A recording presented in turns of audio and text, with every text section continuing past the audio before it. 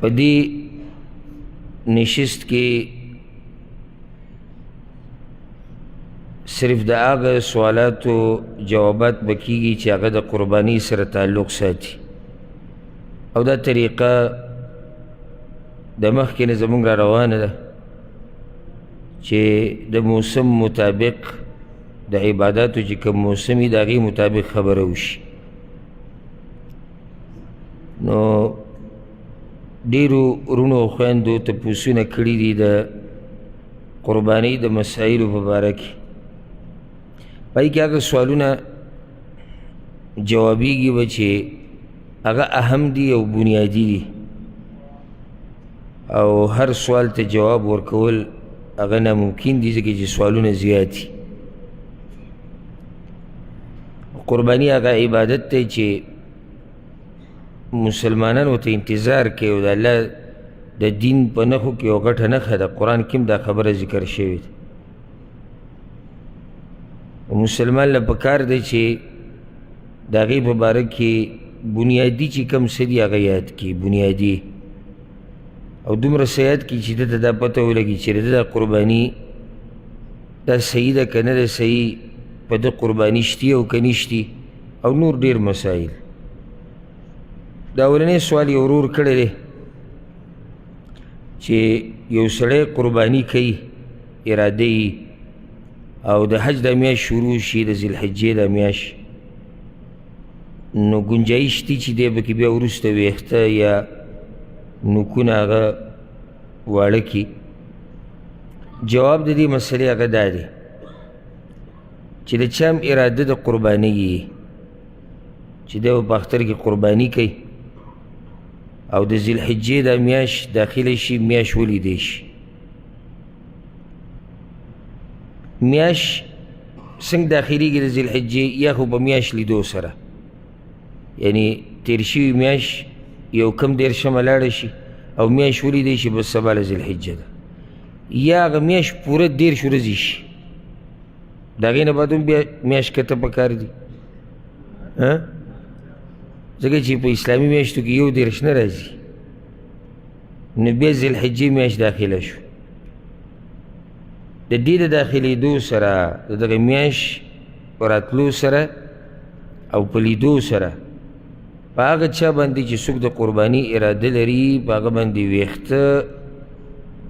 واړه کول، د جسم د هر برخې ویښته چي، او دغه شان نوکونه واړه کول، دا په ده باندې حرام دي. مشهور حدیث ته امام مسلم راوړی دی، امام احمد هم راوړی د ام سلمه رضی الله عنها، وی چې رسول صلی الله علیه وسلم دا خبره کړې ده: اذا رأیتم هلال ذی الحجه، کله چې تاسو د ذوالحجې د میاشتې سپومۍ وینئ. روایت کې دي اذا دخلت العشر، دا 10 ورځې د ذوالحجې دا چې کله راغلي، واراد احدکم ان یضحي، او تاسو کې د یو چا اراده یي چې هغه قرباني وکړي، فلیمسک عن شعره واظفاره، نو دی دې ځان بند کړي د ویښتو اغوستو نه او د نوکونو واړه کولو نه. یو روایت کې اوس حدیث هم راغلی حتی یضحي، د کوم وخته پورې؟ حتی یضحي، تر دې چې قرباني وکړي. دا مسله شو. اوس که څوک یعنې اول نه نیت نشته چې زه به قرباني کوم، او د میاشتې 2-3 ورځې تېرې شوې، 4 تېرې شوې، 5 تېرې شوې، بیا یې اراده وشوه چې زه قرباني کوم، نو د دغه ټیم نه بیا په دې ویښته او نوکونه نه لري. مخکې چې څه کړي د هغې که دی نه رانیوی کېږي، ځکه چې د نیت نه و کړی د قربانۍ. بله مسله هغه دلته دا ده، بل ورځ ما نه یو کس تپوس و، کور ته ننوتم، یو کس رایې تپوس وایي چې چا د قربانۍ اراده او میاشت ولیدی شي، دی بیا اجامت کوي یا څه، دا کولی شي که نه؟ ما اجامت ستا څه خیال دی چې دا قرباني وکړي بیا به اجامت کول حلال شي؟ خو حرام دی، خو هر وخت حرام دی. عجیبه دی چې کله ته په حج کې حاجیان وینې چې کله دوی د اختر په ورځ جمره وولي او بیا قرباني وکړي، نو نایي ته به ناسي ګیره ورسره هم لرې کړي، دا اوس عجیبه حج دی. او ویجي موږ شیطان وویشتو غټ رالو. شیطان اصل شیطان ویشته هغه دا دي، یعنی چې کوم زموږ نه شریعت هر ټیم غواړي هغه دا دي چې ته د شیطان نافرماني وکړي. نو هسې دا نقطه منځ کې راغله چې حرام کار هر وخت حرام دی، او په دې لسو ورځو کې حرمت بیا ښه ډېر شي. د ښو وختونو خاصیت څه لکه اوس د روژې میاشت دی، ګناه د هر وخت، خو د روژې په میاشت کې ګناه کول بیا د هغې هغه جرم ډېر غټ شي. اوس دا لس ورځې چې کومې موږ پکې یو، رسول صلی الله علیه وسلم یو حدیث کې دا خبره کړې ده، او دا معمولي مه ګڼئ دا لس ورځې چې کومې دي. وی خیر ایام الدنیا، د دنیا غوره ورځې هغه دا لس ورځې دي، د دنیا غوره ورځې هغه دا لس ورځې دي. نو په دې کې ګناه کول وړه خبره خو نه ده. دغه شان نیک اعمال په ښو موسمونو کې اجر زیاتېږي. لکه دې ورځو کې اوس حدیث کې دا راغلي، رسول الله صلی الله علیه وسلم وایي چې په دې ورځو کې نیک عمل د الله دومره خوښ دی چې دومره یې په دې باقي ورځو کې نه دی خوښ. صحابه کرام وایي یا رسول الله د جهاد نه هم زیات خوښ دی؟ وایي د جهاد نه هم زیات خوښ دی. الا رجل خرج بماله و نفسه، یو سړی هغه دی چې جهاد له تللی دی، په خپل هم تللی، مال هم وړی دی او هېڅ هم واپس رانه وړو، مال هم لاړ، دی پکې هم قربان شو. دغه سړی اوس غوره دی، ځکه چې دا قرباني خو بیا ناشنا قرباني ده. نو په دې ورځو کې ګناه کول، ګناه مخکې هم ګناه ده، اوس هم ګناه ده، خو دې ورځو کې بیا د ګناه هغه جرم زیات شي، ولې ځکه چې ته په څومره غورو ورځو کې د الله نافرماني کوي. اوس دلته سوال دا دی چې دې کې حکمت څه دی چې څوک قرباني کوي دی به د ویښتو د نوکونو نه څه نه الي. ګوره کله چې عام سړی قرباني کوي نو دی د حجیانو سره په یو عبادت کې شریک شو. کوم عبادت دی؟ قرباني کول. دې کې دی د حجیانو سره شریک شو. نو بعض خصایص د احرام چې کوم دي په هغې کې ورسره هم شریک شو، ځکه چې احرام کله حاجي واچوي نو په ده باندې ویښته اخیسته، نوکونه واړه کول دا پسې دي منع دي، نو دی ورسره پکې هم شریک شو. او هغه حاجي لګیا دی د الله دپاره دومره سخته تېروي، نو موږ به ورسره هم لږه سخته تېروي. حالانکې څه سخته ده، خو لکه د هغه سره په دې عبادت کې یو شان کېدل دي څه نه څه، دا پکې حکمت دی. بله مسله دې سره دا یاده کړي، اگر که بعض علما دا وایي چې دا حکم د ټولو دپاره دی، څوک چې قرباني کوي او د چا د طرف نه چې کوي. یو قول د علماو دا دی، والله اعلم، او زما په زړه مطمئن دی، هغه دا چې دا حکم د هغه چا دپاره دی چې څوک قرباني کوي، د چا د طرف نه چې کوي هغه نه. لکه اوس یو سړی قرباني کوي د خپل کور د طرف نه، نو د ده لاندې چې څوک دي هغوی ویښته هم واړه کولی شي، نوکونه هم اخیستی شي، خو مسله د ده ده. ځکه چې حدیث کې ورسره دا الفاظ دي واراد احدکم ان یضحي، او په تاسو کې یو کس اراده لري د قربانۍ، اراده لري، او داسې نه ویلي چې او یضحى عنه، یا د چا نه چې قرباني کېږي،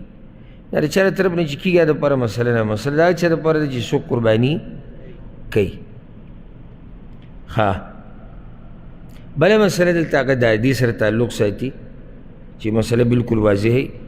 که د چا نه دا کار وشي نو هغه به څه کوي؟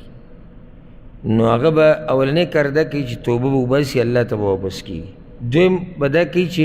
دې کار ته بیا نه راواپس کېږي، او د دې څه کفاره نشته، یعنې څه جرمانې د پیسو نشته، او دا هم نشته چې قرباني نه کېږي. قرباني کېږي، خو ده د یو داسې کار وکړو چې شریعت د هغې نه منع کړې ده، نو دی دې توبه وباسي او بیا دې دا کار نه کوي. او که دا کار ته د جهل د لاسه وشو یا تېر شي نو بیا خو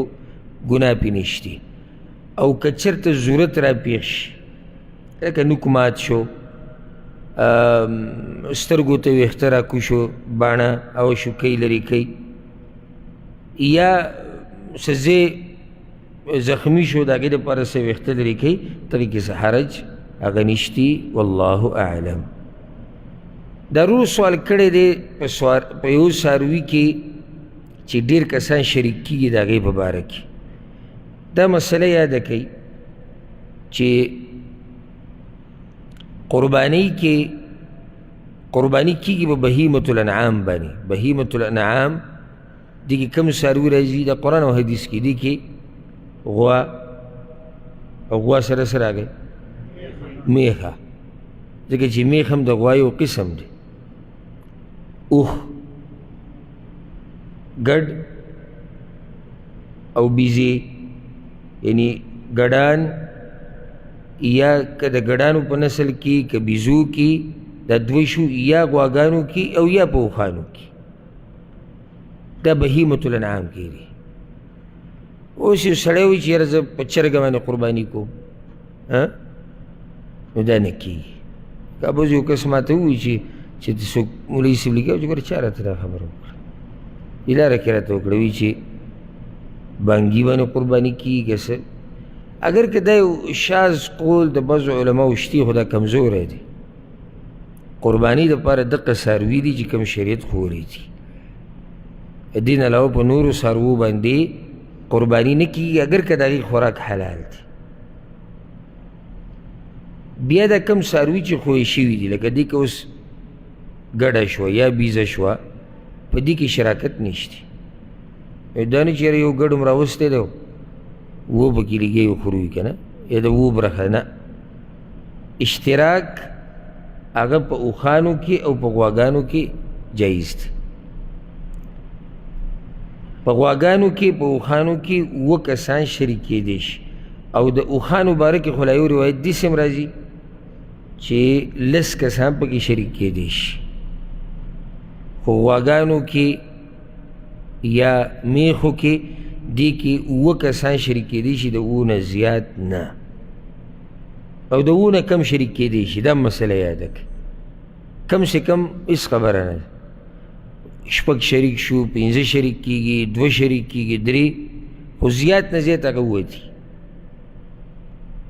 او حدیث کې دا راځي، په صحیح مسلم کې دا حدیث دی، جابر رضی الله عنه وایي چې نحرنا مع رسول الله صلی الله علیه وسلم عام الحدیبیه البدنة عن 7 والبقرة عن 7. حدیبیه په کال وی منګه د رسول صلی الله علیه وسلم سره یو ځای قرباني کړې وه، څاروي ملال کړي وو. نو اوښ کې به هم اووه کسان شریک کېدو، غواګانو کې به هم اووه شریک کېدو. او یو حدیث کې داسې هم راځي، امام ابو داود راوړی دی، رسول صلی الله علیه وسلم وایي البقرة عن 7 والجزور عن 7. غوا د اووه کسانو طرف نه حلالولی شي، او دغه شان اوښان هم. اوس اته پکې شریک کېږي، دا نشته. کم شریک کېږي هغه څه خبره نه ده. بله مسله، او دا ډېره اهمه مسله ده، ورور تپوس کړی چې د قربانۍ دپاره قرض اخیستل چې زه پې قرباني وکړم، دا به صحیح او که نه؟ دا مسله اول یاده کوي چې د علماو اختلاف دی چې دا قرباني واجب ده او که سنت ده، سنت مؤکده ده. کوم علماو چې ورته واجب هم ویلي دي که نه واجب، هغوی هم دا وایي چې دا واجب په هغه چا ده چې د چا طاقت وي. چې طاقت یې نه وي به قرباني نشته. الله دې تپوس نه کوي، لا یکلف الله نفسا الا وسعها. الله په یو نفس دومره بوج ږدي چې څومره اوچتولی شي. اوس د چا د قربانۍ طاقت نشته، الله دنه د قربانۍ تپوس نه کوي چې تا ولې قرباني نه ده کړې. نو هغه کوم مقصد د خبرې مې دا و چې کوم علما چې ورته واجب وي، هغوی به کوم څه شرط تړلی؟ څه شرط دی؟ چې طاقت وي. چې طاقت وي نو بیا به قرباني لازم ده. او دلته اوس سوال دا راغی بیا هم چې صحیح د یو سړي سره طاقت نشته، غوره دا نه دي چې دی د دې عبادت دپاره د چا نه پیسې راولي او ویې کړي. عبادت ته غواړي چې په دې کې شریک شي، او دا د یو مسلمان جذبه، خصوصا چې دینداره سړی هغه کوشش کوي چې ما به د عبادت کې برخه واخیسته. نو جواب د هغې دا دی که چېرته داسې کسي چې دی قرضه واپس ورکولی شي امید یې شتي مزدوري کوي تنخوا ورته میلاویږي یا جیداد یې دی یا دوکان یې دی هر څه چې دي ورکولی شي قرضه نو بیا خو مستحب دي غوره طریقه ده عبادت کې شریک کېدل دي او طاقت د هغه شتي یا دغه ټیم کې ورسره پیسې نشته خو امید یې دی چې نږدې وخت کې پیسې پیدا کېږي ورکوي نو بیا داسې ټیم کې که قرض راوالي الله به له باغې اجر ورکوي خو که چېرته داسې سړی چې د امید د قرض د ادا کولو نه وي غریب دی فقیر دی څه مخې ته نشتي نو بیا دله نه ده پکار چې قرض راوالي ځکه چې قرض به راوالي په یو داسې عبادت کې چې هغه په ده باندې لازم نه و ځکه چې طاقت یې نه و خو به الله نه و لازم کړی او طاقت نه و او د قرض راواړو په ځان باندې او پردی حق او بیا هغه ادا کولی نه شي او دا قرض و ادا کول لازم دي واپس نو داسې ټیم کې وله بیا قرض اخیسته هغه نه دي پکار کم ټیم کې قرض راغستی شي چې امید وي امید د وفایي چې زه به وفا مطلب دا قرض به واپس ورکړم امید یې په دې دی چې یا خو مزدوري کوي لګیا دی کار شتي یا تاجر دی جیداد دی مالداره دی خو دغه ټیم کې ورسره فی الحال پیسې هغه نه وي نو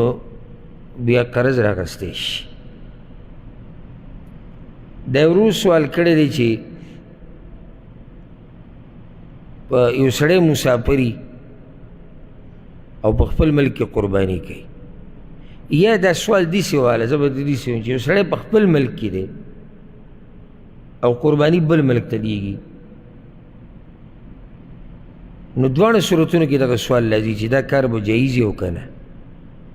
یې سړی یو ځای کې دی او قرباني دی لیږي بل ځای ته نو جواب د دې مسئلې هغه دا دی اول دا خبره یاده کړئ چې مستحب طریقه دا ده سنت طریقه چې انسان خپله قرباني او د قرباني څاروی هغه په خپل حلال کړي او هغې ته حاضر شي صحیح بخاري صحیح مسلم کې حدیث دی د انس بن مالک رضی الله عنه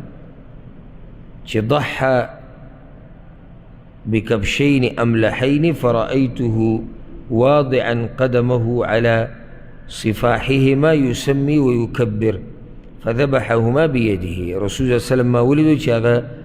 دوه ګډان ښکرور په هغو باندې قرباني وکړه راسملولی وو او په خپلو لاسونو رسول الله وسلم په خپل لاس مبارک باندې هغه حلال کړو مستحب طریقه دا ده او دلته دا مسله مې یاده کوي چې دا لازم نه ده به مستحب وي داسې هم کولی شي چې بل چاته وي زما د څاروي حلال کړه او د خپل طرف نه نایب کړي اگر که بې عذر وي عذر پکې لازم نه دی لکه د جابر رضی الله عنه روایت موږ پته نشته نږدې کم درس کې موږ بیانو د رسول صلی الله علیه وسلم احوال چې موږ بیانول په هغې کې موږ دا خبره ذکر کړې وه چې رسول وسلم په بعضو ځایونو کې د خپل طرف نه کسان وکیلان کړي یو مثال به موږ څه ورکړی علي رضی الله عنه ته یې ووې درې شپېته اوښانې په خپل حلال کړو ټول سلو او دا نور علي رضی الله عنه ته ووې ته دا نور ستا ذمواري شو نو دې کې څه حرج نشته چې یو سړی بل چاته ووایي چې زما دا قرباني به ته حلاله کړي خو غوره دا ده چې په خپلو لاسونو یې حلاله کړي او دې ته حاضر شي عبادت ته حاضرېده دې کې شک نشته چې دا دې نه غوره دي چې ته د عبادت نه غایب وي او ځکه یو روایت کې داسې هم راځي چې فاطمه رضی الله عنها قرباني کوله یو پیر نو رسول الله صلی الله علیه وسلم ورته بیا ووایي یا فاطمه قومي الى اضحیتک پاسه لاړه شه خپلې قرباني پسې او حاضره شه د هغې حلالېدو ته عبادت ته چې سړی په خپله ویني نو غوره طریقه خو دا ده اوس سوال دا دی چې قرباني په بل ملک کې کېده او دی په بل ملک کې چې دا به جایز وي او که نه دي کې د علماو منځ کې اختلاف دی بعض علماو ته جایز وي بعض ورته ناجایز وي خو که موږ سوچ وکړو که نه هغه دا چې شریعت زموږ دا چې د اسلام د دې خبرې ډېر لحاظ ساتلی دی چې د فقیرانو غریبانو محتاجو خلکو دې مرسته وشي او دلته فایده او مصلحت په دې کې دی چې قرباني دې په بل ملک کې وکړی شي چې کله په بل ملک کې فایده ډېره دې کې مصلحت دی که موږ د قرباني د آیتونه ووایو که نه سورة الحج کې دې باره کې الله ډېرې خبرې کړي دي نو دا خبره پکې ذکر کړې ده فاذا وجبت جنوبها فكلوا منها واطعموا القانع والمعتر د دې غوښې نه بیا غریب لا فقیر لا غوښه ورکوي غریب بیا هغه دی یو دی چې سوال کوي پته یې لګي دا غریب د خلکو ته وایي چې زما ضرورت دی نو دله ته یې ورکوي یو هغه غریب دی چې هغه د چا نه څه نه غواړي خو هوښیاران پرې پوهېږي د حالاتو نه الله یې هغه پکې برخه ورکړه معنی ده چې یو لوی مقصد د قرباني هغه دا هم دی چې غریبانو ته غوښې په دغه ورځ میلاو شي او دوی هم په خوشحالو کې شریک شي او دا مصلحت اله سر ته رسي اله پوره کېږي او دا مقصد اله سر ته رسي یا په دې مقصد کې به ته اله کامیاب شي چې کله تا ته دا وویلی شي چې یاره که بل ملک کې غریبانان ډېري نو هغوی ته قرباني لیږلی شي بعض علماو دا خبر کمی چې منع کوي هغوی څه وایي وی ګوره الله قرآن کوي چې والبدن جعلناها لکم من شعائر الله دا قرباني چې د الله د دین نښې دي او کله چې دا قرباني په نورو ملکونو کې کېږي یا بل ملک ته لیږلی کېږي نو د الله د دین نښه چې دی ښکاره نه شوه دا هغوی دلیل ذکر کوي خو دا استدلال کمزوری دی وجه دا ده د هغې یو دوه وجې وبیان کړي یو وجه دا ده چې ټول خلکو قربانیان بل ملک کې نه کوي یعنې د الله د دین نښه به هله د یو ملک نه ختمېدی چې ټولو بل ملک کې کولی دویمه ده که چېرته دا خلک ټول لا جمع شي په دې چې بل ملک کې به قرباني کوو نو بیا هم د اسلام هغه شعیره او هغه نښه پاتې ده که نه ورکه شوه کوم ځای کې ښکاره شوه عمل پې وشو بل ملک کې ښکاره شو خو عمل خو پې وشو که نو ځکه والله اعلم تحقیقي قول هغه دا دی اگر که دې باره کې تفصیل نور هم کیدی شي خو دا مقام د تفصیل نه دی هغه دا چې که چېرته بل ځای کې ضرورت وي د هغه ځای نه زیات کوم ځای کې چې ته اوسېږې نو هلته قرباني کول جایز نه بلکې غوره دي لکه ګوره زه یو حدیث پیش کوم صحیحینو کې دی صحیح بخاري صحیح مسلم کې سلمه ابن الاکوع رضی الله عنه وی رسول صلی الله علیه وسلم موږ ته دا ویلي چې چا قرباني وکړه د 3 ورځو نه اخوا به د ځان سره دا غوښه نه ساتي اوله کې دا حکم را روان که الله وی صحابه کرامو ته پوښتنه وکړي چې یا رسول الله نفعل كما فعلنا العام الماضي یعنی دې کال هم دغه مسله ده کوم چې تېر شوي کال له چې 3 ورځو نه بره به غوښه نه ساتو وی نه کلو واطعمو وادخرو پخپله ترې وخورئ نورو باندې مو وخوروئ او ځان لی کېدی یم اجازت یې ورکو ولې علت یې ذکر کو وی تېر شوي کال غریبي ډېره وه نو ما دا غوښته چې تاسو د خلکو سره په دې غریبۍ کې مرسته وکړئ یعنې چې 3 ورځو نه بره ته نشي ذخیره کولی نو څه به ورسره کې ختمې به څنګه او تقسیمې به ځینې چې سړی ورته پرله ته وایي چې 3 ورځو کې ته اوس وته غواړي 3 ورځې یعنې ته لازم به ته دا تقسیمې دا مقصد معنی دا حدیث مې دې دپاره وایي چې شریعت دا غواړي چې د غریب دی پکې برخه وشي او تا ته پته ولګي چې یاره یو ملک کې غریب ډېر محتاج نن سبا کې دي وکتو د مسلمانانو د ملکونو ته نو بس هغه دي بې شماره چې هغه په روډونو باندې پراته دي د هغوی کورونه نشتي ډېر داسې دي چې هغه یعنې د لوږې د لاسه مړه شي ځکه موږ ډېر ناشکره خلک یو ډېر ناشکره خلک یو معمولي که کته بره شو که نه نو به زموږ دا سوچي چې ټوله دنیا کې لویه سخته په ما ده ته راشي چې غریبانان وینې څنګه وي چې کوم سړی بچي د هغه نه هر وده کېږي په خپله دی خو پرېږده بچي نه هر وده کېږي او دی ولې څه نشي راوړی غریبي داسې بل ورځ مې یو ویډیو کته یو چې ته یو سوالګر غونته کې دی غریب بې روډونو ګرځي وزیکو ته ډوډۍ ملاو شي سمه کلکه وي اوبو ته یې ونیسي پستۍ کې به یې خوري غریب داسې او موږ که چېرته مزدوري ونه لګي یا تنخوا هم کته بره شي اوهو اسمان را کوز کو ځمکه بره خېږو چې یاره که سخته ده په موږ باندې ده موږ ناشکره یو ته قربانیانې پکې کې او پکې پروګرامونه کې غوښې راوړي او کله څاروي راولي او کله عقیقې کې او کله پکې اسې چې دی وړو له غوښه راوړي او کله څه داسې ډېر غریبانان شته چې په کلونو یې لا غوښه لیدلې هم نه ده غوښه یې لیدلې نه ده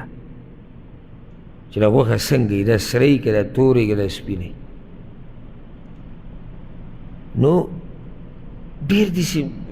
غریبانان شته په ډېرو ملکونو کې نو که یو سړي ته دا پته وي چې یاره فلاني ملک کې غریبانان ډېر دي او یقیني زما دا قرباني هلته رسي او هلته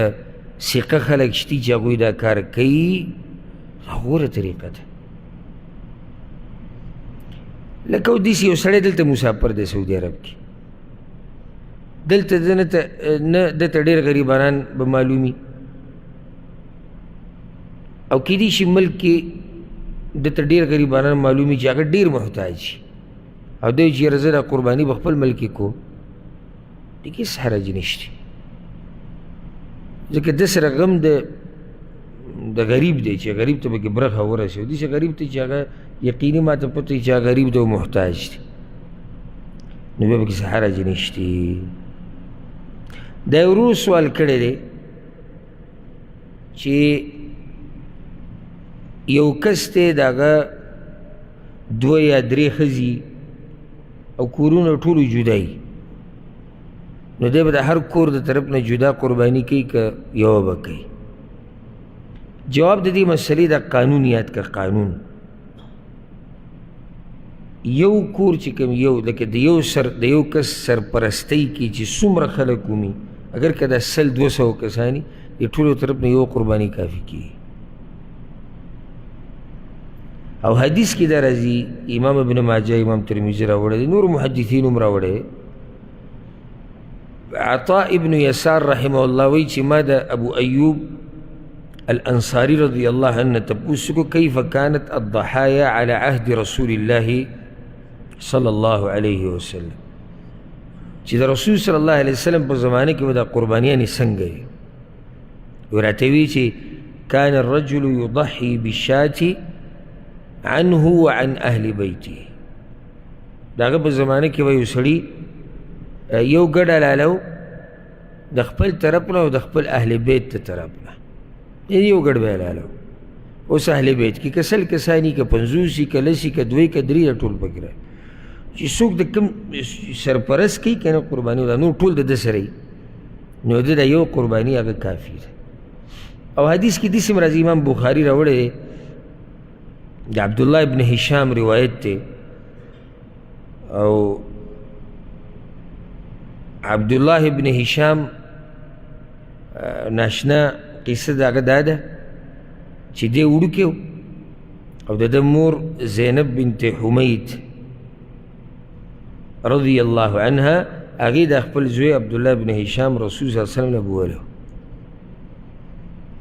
او ناشنا خبره ده وی یا رسول الله بایعه ما دا ماشوم راوستی تا سره بیعت وکړي دا د هغوی ماشومانان او دا د هغوی میندې وي وی دی مې راوستی تا سره بیعت وکړي بیعت د پیغمبر سره دا زور غواړي ایمان غواړي لکه څنګه چې جابر رضی الله عنه نور صحابه کرامو نه نقل دي په بعضو موقعو باندې بیعت وي په څه شی په مرګ باندې شی نو په مرګ باندې بیعت کول بیا ماشوم وی رسول صلی الله علیه وسلم مسکی شو او په دې سر یې ولا لاس راښکه د وی هو صغیر وړوکی دی ماشوم دی او دعا یې د هغه دپاره وغوښته انو د په باره کې راځي د عبدالله بن هشام په باره کې رضی الله عنه وی کان یضحي بالشاة الواحدة عن جميع اهله د به یو ګډه لالو د خپل ټول کور د طرف نه نو سرپرست یو قرباني کې ټولو طرف نه کافي دی او که یو سړی وي زه جدا جدا کوم خیر د خیر خو چې څومره ډېرې غوره ده لکه اوس ښځه وایي زه ځان له قرباني کوم جدا یا یو زوی پکې وایي چې زه ځان له قرباني کوم داسې بل یو پکې ادب اهل کې څوک وایي زه ځان له قرباني کوم دا خو د خیر کار دی شر خو نه دی ګنجایش پکې شتي او چې څومره خیر ډېرېږي دومره غوره دی نور مسله دا ده چې یو لکه یو سړی دی د هغه دوه ښځې دي یا درې ښځې کورونه یې جدا دي د ټولو سرپرست یو دی اگر که کورونه یې جدا دي یو کور هغه جدا کېدی لکه مثال کې اوس رونه دي د هغوی کورونه جدا دي یا نغري جدا دي خرچې جدا دي نو دوی په یو قربانۍ اکتفا نشي کولی دا به هر یو ځان له قرباني کوي ځکه چې د دې یو د ښځه او بچي دغه بل په اهل کې نه شمارلی کېږي چې د دغه اهل دی اهل بیت چې ورته وایي نه هغې کې نه راځي خو اوس دا ټول وروڼه یو ځای اوسېږي شریک دي او پلار یې قرباني کوي صحیح ده بیا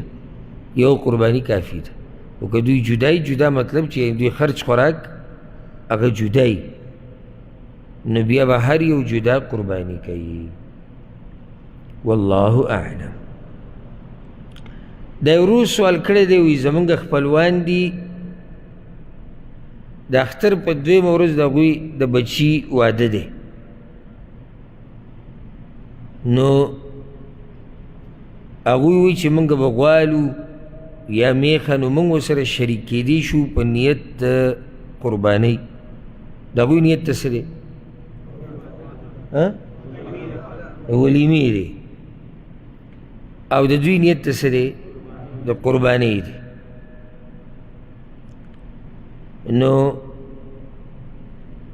دا کار جایز دی او که نه او په دې باندې به موږ ته ثواب میلاو شي او که میلاو نه شي اولنۍ مسله دلته هغه دا یاده کړي د ولیمې خبره وکړه نو دا ورسره یاده کړي چې ولیمه کې سنت طریقه دا ده چې خوراک هغه خلکو ته ورکړی شي دا شکر ویستلي د الله بله مسله د دې څه حد نشته چې کم سے کم په څه باندې ولیمه کېږي که د عوامو په زړه کې دا ده چې ولیمه کې به لازم غوښه او وریجې د یو سړي طاقت دغه کېږي چې سالن پوخ کړي او ډوډۍ ورسره وباسي نو ولیمه وشو یو سړی د چرګ طاقت لري چرګ یې راوړی ورسره وریجې دي ولیمه وشو دا د عوامو په ذهن کې دا چې دې کې به لازم غوښه لازم به غوړ غوړ دیګونه نن سبا خو شوبازي هم ډېره کوي نو لازم نه ده چې دې کې یو سړي څومره طاقت ته څه نه څه دي وکړي ولیمه مستحب طریقه ده او د ورور دا مسله هغه ده چې موږ د هغه سره په څاروي کې شریک کېدی شو او که نه نو دا خو موږ ووایو چې په غوا کې په میخه کې 2 کسان شریک کېدی شي اگر که په دې کې بعض کسان د قربانۍ په نیت نه وي د غوښې په نیت وي برخې خو ما قوي دي که نه ونه خو نه زیاتېږي ونه زیاتېږي ده ته د برخه پوره میلاویږي دا څوک چې قرباني کوي نو که په دې کې بعض کسان دې دپاره شریک شوي دي چې یاره ولیمه پې کوو یا ځان لی خوري یا د خرڅولو دپاره یو سړي پکې برخه دې دپاره اخیستې ده چې زه به خپله غوښه وړم او زه به یې خرڅوم خرڅه دي که هېڅ خبره نه ده ده ته د برخه میلاو شوه او ده د خپلې برخې نیت ته قرباني کړه نو دا جایز دی دې کې څه حرج هغه نشتي والله اعلم دا یې ورو سوال کړی دی چې زه د خپل طرف نه یو کس وکیل کم چې هغه زما د طرف نه به بل ملک کې قرباني کړي لکه هلته مسافر چې دی وایي زما د طرف نه هلته قرباني وکړي یا یو کس داسې ملک کې دی لکه هلته خو اختر اکثر پاکستان کې اکثر اختر چې دی هغه د سعودي د اختر نه یو ورځ لیټي. داسې ملک کې دی چې هلته ته یو ورځ مخکې دی، داسې هم کیدی شي لکه اوس یو سړی پاکستان کې دی او وکیل یې کوم ځای کې دی؟ سعودي کې دی، او ده ته وایي ته زما طرف نه ته قرباني څاروی واله او ته حلال کړه. سوال دا دی چې دا ټیمونو کې اختلاف دی، نو دا وکیل سره چې کوم د اختر ورځ ده هغه کیدی شي د هغه څوک چا طرف نه چې قرباني کوي د هغه سره د اختر ورځ نه وي، او کیدی شي هلته د اختر ورځ وي او دلته لا نه وي. نو که دا مخکې وروسته شي دې کې څه حرج شته او که نه؟ جواب د دې مسلې هغه دا یاد کړئ. اول خو دا مسله یاده کوي چې دا جایز دي چې یو مسلمان په قرباني کولو کې د خپل طرف نه څوک وکیل کړي، دا جایز دي. او لږ ساعت مخکې ما دا وایي چې غوره څه ده چې په خپله حلاله کړي او په خپله ورته حاضر شي، دا غوره ده. که څوک یې بل چاته حواله کړي اوس دې کې څه حرج نشته. خو دا مسله ورسره یاده کوي چې د قربانۍ محدود وخت دی، محدود شروع کیږي او ختمیږي چې هغه شریعت ټاکلی، هغه زما او ستا په مرضۍ نه دی. شروع کیږي د کوم وخت نه؟ حدیث د براء ابن عازب رضی اللہ عنہ په صحیح بخاری سے مسلم کې رسول صلی اللہ علیہ وسلم وی ان اول ما نبدأ به فی یومنا هذا ان نصلی، من اولنی کار د اختر په ورځ دا کوو چې د اختر منځلی شو، ثم نرجع فننحر، بیا چې موږ راشو موږ قرباني کوو. من فعله فقد اصاب سنتنا، چا چې دا کار وکړو نو دې سړي رسول صلی الله علیه وسلم وایي زموږ په طریقه عمل وکړو. ومن ذبح قبل، او چا چې د مانځه نه مخکې څاروی حلال کو، فانما هو لحم قدمه لاهله، دا غوښه ده راوړې د کور ته، ساده غوښه ده. لیس من النسک فی شی، دې کې د قربانۍ څه نشته، ساده غوښه یې کور ته راوړه. ولې؟ د وخت نه مخکې وکړه. جواب یې دا دی، معنی ده چې ابتدا شتی ښه انتها آخري وخت د دې د راجح قول مطابق هغه دا چې اختر آخري څلورمه ورځ چې ده نور ډوبېدو پورې دې ټیم دی چې هغې ته ایام التشریق ویله کېږي. یو د اختر ورځ ده اولنۍ، بیا پسې ایام التشریق دي، یولسمه، دولسمه، دیارلسمه، دې ته ایام التشریق وایي. او رسول صلی الله علیه وسلم د دې ورځو باره کې ویلي چې دا ایام اکل و شرب دي، د خوراک څښاک ورځې دي او د الله د یادولو دي، ټول ورځې یادې کړي دي. اگر کله بعضو علماء قول دا دی چې قرباني دې درېیمه پورې کېږي، نه تحقیقي قول هغه دا دی چې دا د دې څلورمې ورځې پورې نور ډوبېدو پورې قرباني کېږي. نو دا وخت شو، شروع کېږي او ختمېږي. شروع کېږي کله؟ اختر د مانځه نه وروستو. ختمېږي کله؟ د څلورمې په نور ډوبېدو سره، چې د څلورمې ورځې نور ډوب شي. اوس که چېرته وکیل او موکل، موکل چاته وایي؟ د چا چې قرباني ده. وکیل چاته چې اختیارات ورکړی شوي دي. د وکیل او د موکل د ملکونو په منځ کې اختلاف دی. اعتبار به د وکیل ملک لري. وکیل څوک دی؟ چا چې اختیار ورکړی. ولې؟ د قایم مقام د موکل دی، که د هغه په ځای شو. که زه چې تا ته دا ووایم چې دا پیسې واله ته زما طرف نه وکیل شو پلانی شی راوړه، دا لکه زه چې په خپله لاړم او ما دا کار وکړو. نو دا وکیل بلکل د موکل په ځای دی، نو دی قرباني کولی شي اگر که وخت مخکې وروستو شي. بعض علما لا دا وایي که خبره بلکل د شک نه وباسي نو غوره دا دی چې صبر وکړي، ځکه چې ایام التشریق قرباني څو ورځې دي؟ د اختر دې سره څلور ورځې دي. نو که دی صبر کوي دې ته چې را وخت یو شي، نو بعض علما ویلي دي دا غوره طریقه ده. او که ونه کړي او دغه شانې وکړي نو دې کې څه حرج نشتی ځکه چې اعتبار هغه وکیل او د وکیل ملک لره دی موکل اختیارات هغه ته ورکړي دي چې ته زما د طرف نه قرباني وکړه دلته بله مسله هغه پرون یو ورور تپوس کړی او دې مخکې موږ یو څو پیرې جواب کړی هغه دا چې کله یو څو کسان قرباني کې شریک شي اوه یا د اوه نه کم او د یو پکې مال حرامي نو د ده دا شراکت به صحیح او که نه یا د سره شراکت کول په کار دی او که نه الجواب ګوره موږ سره دوه حالات دي یا خو موږ ته د دې سړي حقیقت معلوم دی یا موږ ته حقیقت نه دی معلوم که حقیقت یې موږ ته نه معلوم نو په هغې باندې الله موږ نه رانیسي او الله د یو بوج په بل باندې نه ایږدي د قرباني صحیح دی او څه کمی پکې نه راځي خو که چېرته موږ ته حقیقت معلوم وي چې دی حرام خوري او حرامو نه فایده اخلي او حرامو کې لګیا دی نو بیا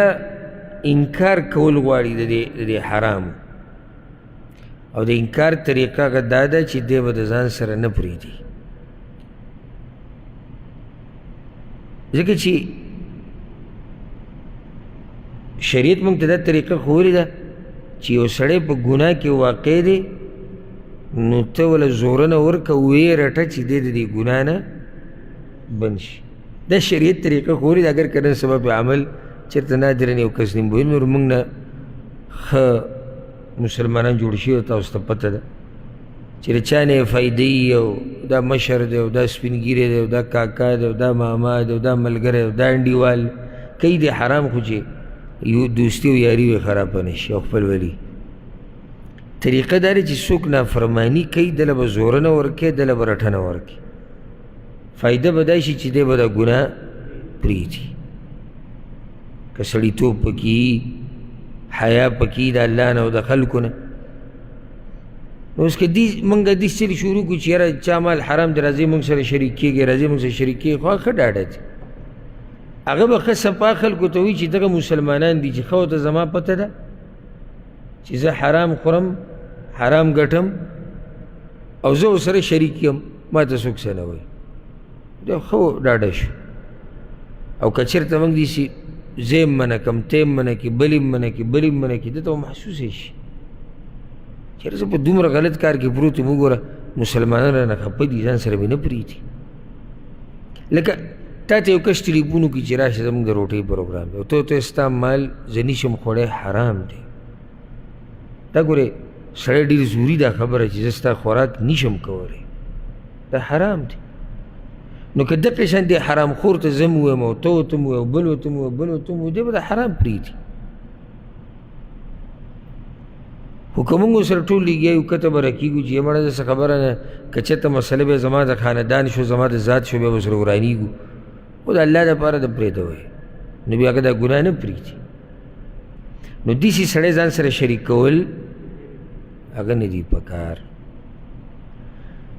دا ورو سوال کړی دی وی ما قسم خوړلی او بیا مې مات کو نو د هغې په ما باندې کفاره ده چې زه به غریبانو له لسو غریبانو له خوراک ورکو که زه قرباني وکړم د قربانۍ د دې غوښې نه هغه لسو غریبانو له خوراک ورکولی شم که نو ځکه ته زه بار بار ویم د دین مسلې او دین دا ډېر پراخه دی نو اوس دا سوال چې د قربانۍ د غوښې نه د قسم په کفاره کې غریبانو له غوښه ورکولی شم او که نه جواب د دې مسلې والعلم عند الله هغه دا دی د یو اثر په رڼا کې او اثر دی د امام حسن بصري رحمه الله امام ابن ابي شیبه راوړی دی په خپل مصنف کې وی انه كره ان يطعم الرجل من لحم اضحيته المساكين في كفاره اليمين هغه به دې ته ناروا وي چې یو سړی د خپلې قربانۍ د غوښې نه د قسم په کفاره کې غریبانو له غوښه ورکوي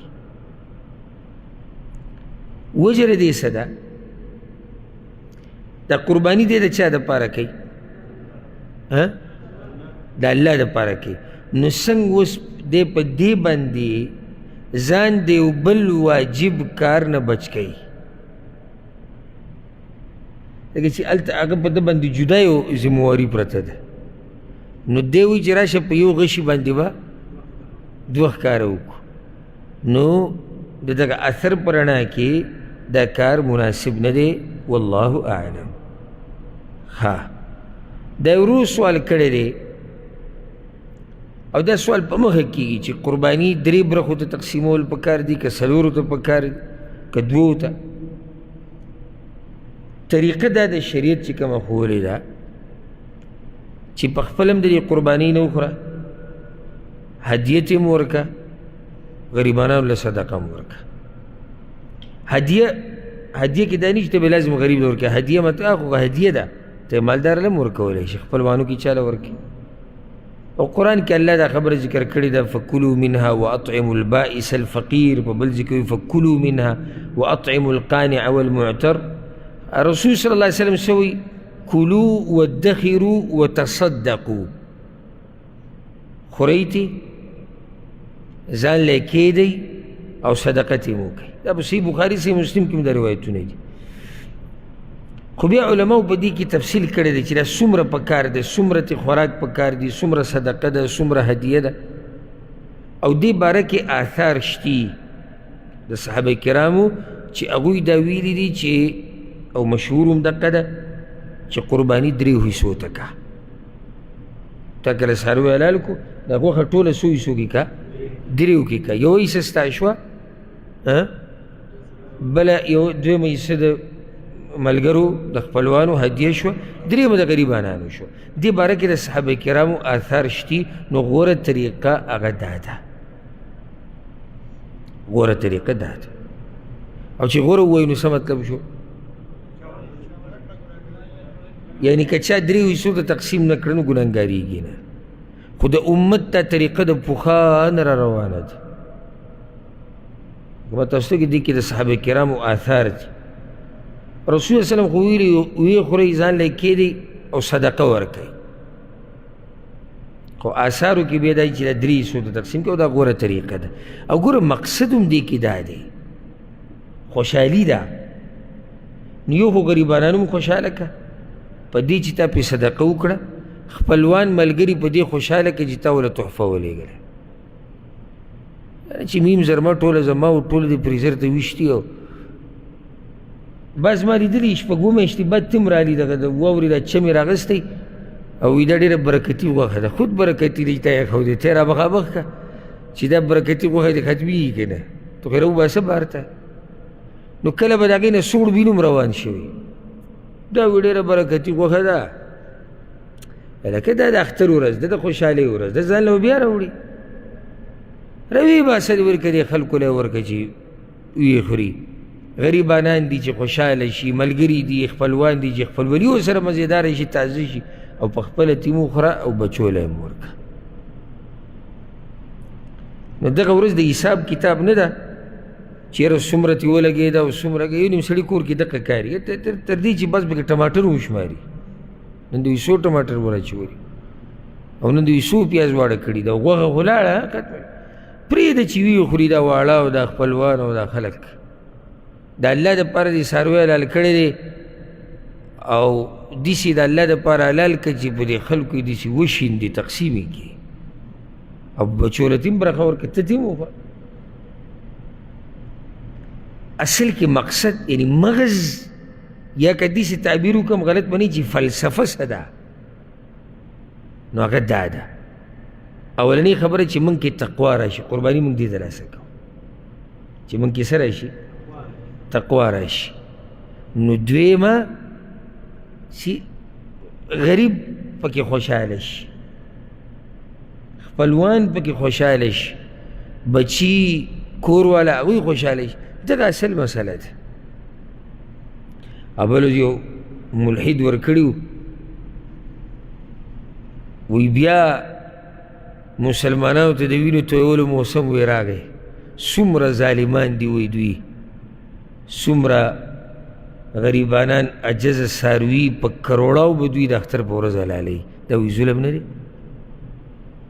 دا ملحدین بالمرصاد ناسي ښه بالمرصاد.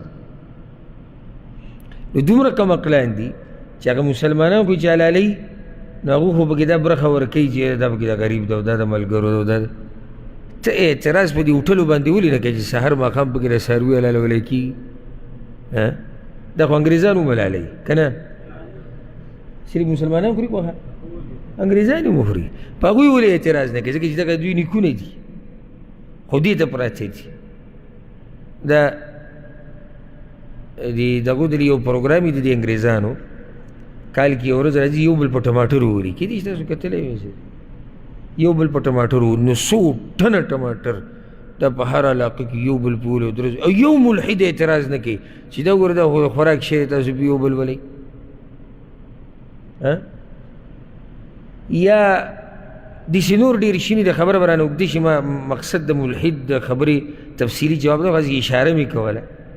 چې د ملحدین په څوکۍ ناست دي چې په څه طریقې سره به په اسلام باندې اعتراض کوو. الحمدلله په دې کې څه د اعتراض داسې اعتراض نشته چې د هغې د جواب ونه شي. ښه په دې مسله خو پوه شوئ که نه؟ دا یو روز سوال کړی دی ډېر ښکلی سوال یې کړی دی چې تصویران د قربانۍ نه ویسته څنګه دي؟ که زما د جواب نه مخکې زه د هغه خلکو په ژبه جواب ورکړم کومې چې ته وباسي نو هغه به دی چې د دې نه بغیر خو خوند نه کوي. هغه څه قرباني شو چې تصویر یې نه وي او په فیسبوک باندې نه وي او هغه څه قرباني شو چې هغې ته ما څاروي ته خپو ته چې دی ګنګړي اچولي او ټلۍ ورته پرته یو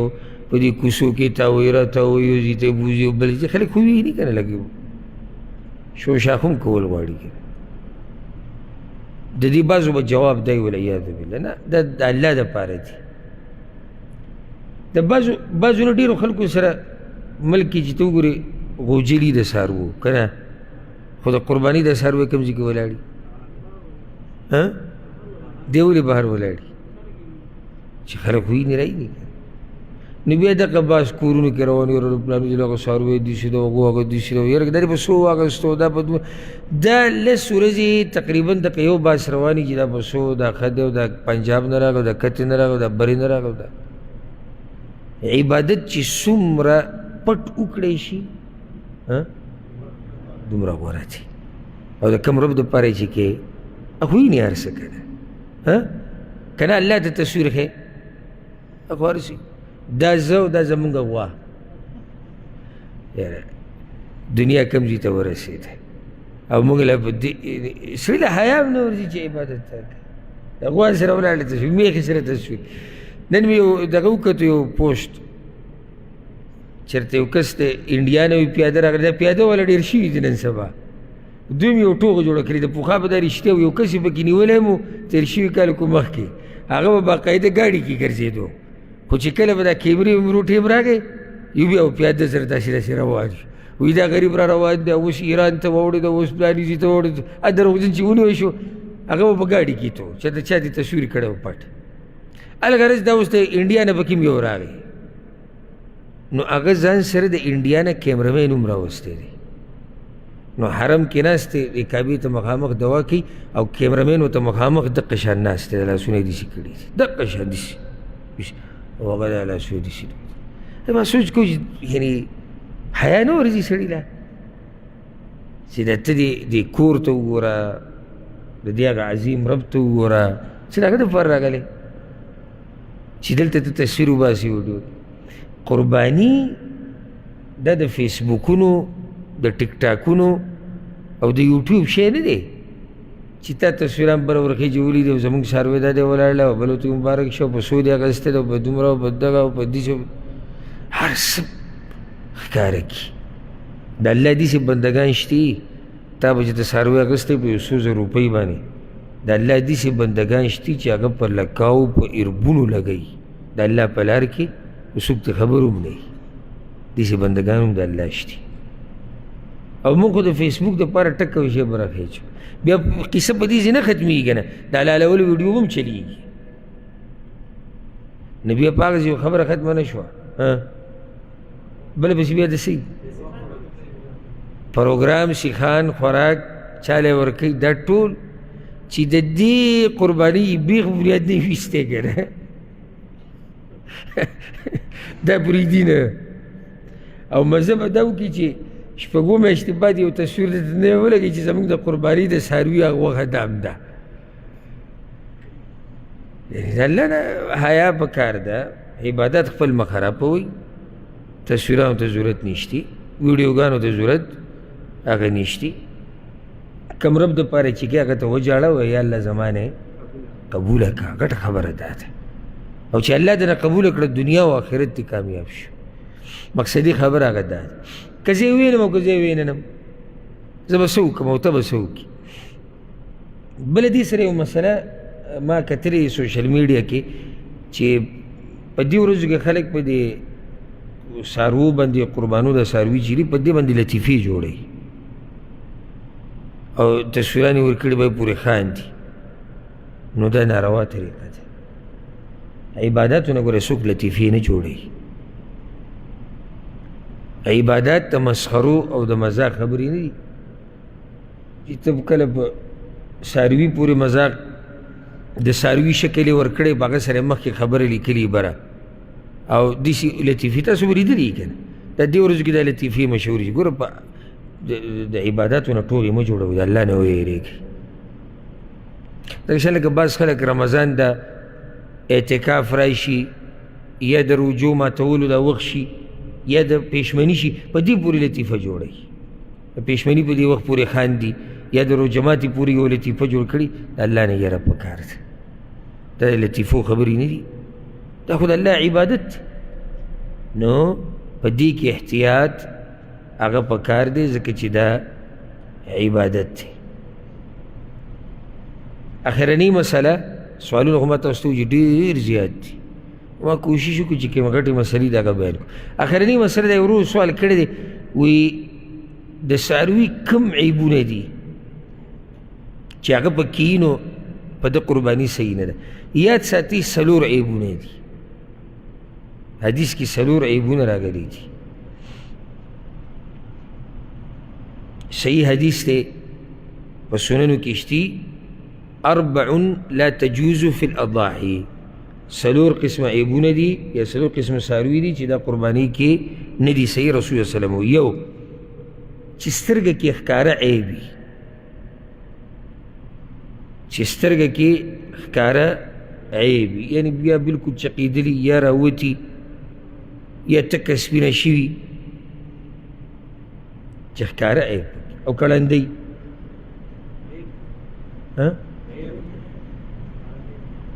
ولې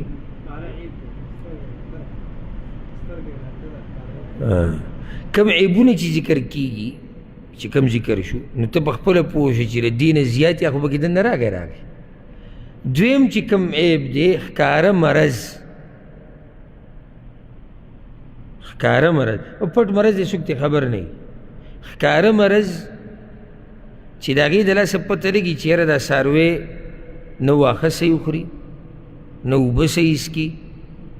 او داسې نور بعض اثار نو به ده قرباني نه کېږي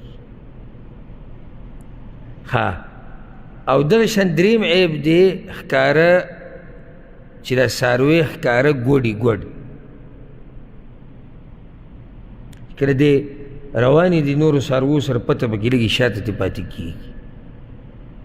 او که خپې بلکل نه وي خو د دې نه زیات عیب دی یعنې اوس څوک دې دا نه وایي چې یاره حدیث کې خو ګوډ راغلی دی حدیث کې خو دا نیسي چې خپې پورې نه وي موږ چې کوم څاروی راوړی دی هغه کې صرف دغه عیب دی چې خپې نشته او د خپو ذکر خو حدیث کې نه دی راغلی نو چې تا ته شریعت دا وایي چې په ګوډې مه کوه نو چې خپې نشته په هغه څنګ کې 4م عیب هغه کمزورې څاروی چې د اډوکو د منځ دا مغز هم ختم شوی یعنې بلکل کمزور او د اډوکي او ښکاري او پختۍ راوتي هېڅ پکې نه وي نو په ده کیسه ته دا 4 عیبونه شو د دین علاوه اوس ګوره غوږ کې عیب وي پرې شوی سوری شوی لکۍ کې عیب وي نو غوره دا ده چې په دغه څاروو دې قرباني ونه شي یاده کوي غوره دا ده او که چا پې وکړه نو قرباني صحیح ده